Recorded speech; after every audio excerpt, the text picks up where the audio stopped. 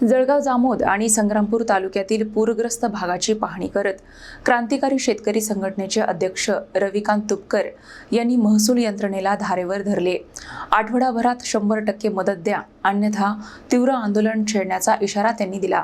31 जुलै रोजी झालेल्या अतिवृष्टीमुळे जळगाव जामोद आणि संग्रामपूर तालुक्यातील शेतीचे मोठे नुकसान झाले आहे। या पार्श्वभूमीवर क्रांतिकारी शेतकरी संघटनेचे संस्थापक अध्यक्ष रविकांत तुपकर यांनी पूरग्रस्त गावांचा दौरा करून शेतकऱ्यांच्या बांधांवर प्रत्यक्ष पाहणी केली। अनेक ठिकाणी सुपीक माती वाहून गेली, विहिरी खचल्या, बांध फुटले आणि शेती उद्ध्वस्त झाल्याचे चित्र त्यांनी पाहिले। पंचनाम्यामध्ये प्रत्यक्ष नुकसानापेक्षा कमी टक्केवारी दाखवली जात असल्याचा आरोप करत त्यांनी महसूल आणि कृषी विभागाच्या अधिकाऱ्यांना जाब विचारला।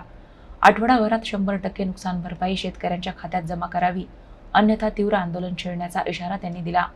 भविष्यातील पूरस्थिती टाळण्यासाठी सातपुडा परिसरातील नद्या आणि ओढ्यांचे वैज्ञानिक पद्धतीने खोलीकरण करण्यासाठी पायलट प्रकल्प सुरू करण्याची मागणीही त्यांनी केली। याबाबत जिल्हाधिकारी आणि तहसीलदार यांच्याशीही त्यांनी सविस्तर चर्चा केली। दर 2 वर्षाला अशी ढगफुटी झाली तर जळगाव जामोद आणि हा संग्रामपूरचा परिसर या भागात एखाद्या वेळेस जर अति ढगफुटी झाली तर माणसं सुद्धा राहणार नाही अशी अवस्था आहे। शेती तर सोडूनच त्या जनावरही राहणार नाही।